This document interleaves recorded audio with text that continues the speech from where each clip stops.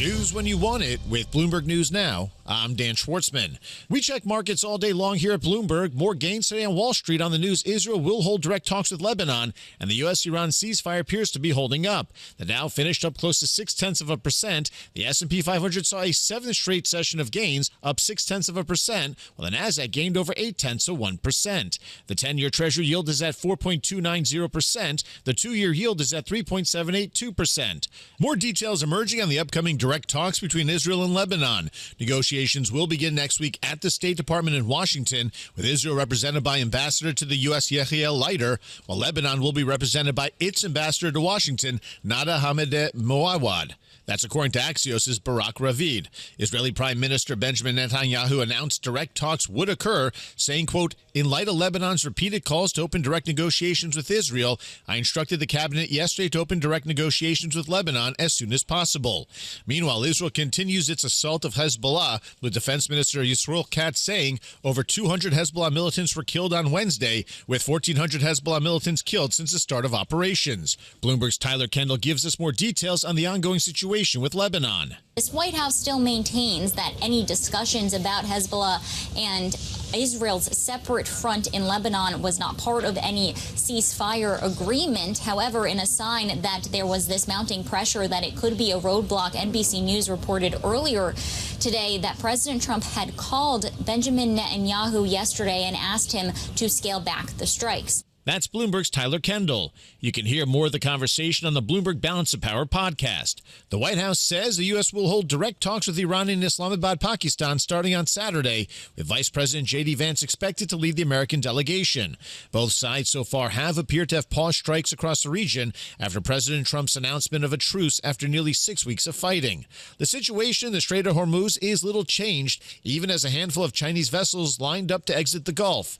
Iran said earlier that any ships wanting to pass through will need Army approval. Iran's Ports and Maritime Organization published 2 safe routes for shipping, but ship owners continue to wait for clarification on the status of the crucial waterway. Right now, more than 800 freighters are stuck, with just 3 ships observed leaving the region on Wednesday. Ship tracking data compiled by Bloomberg shows in normal times about 135 vessels cross daily.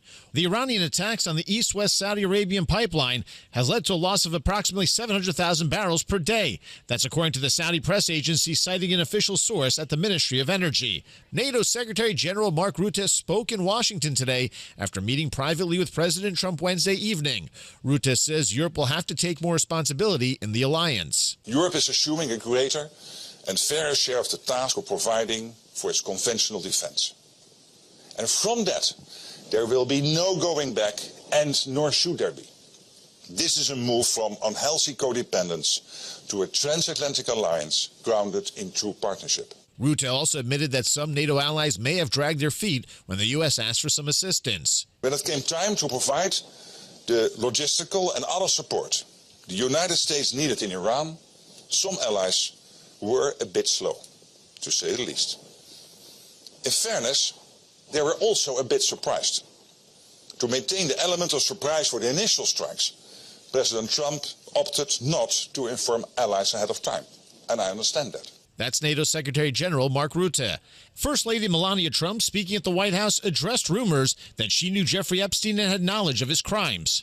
I have never had any knowledge of Epstein abuse of his victims.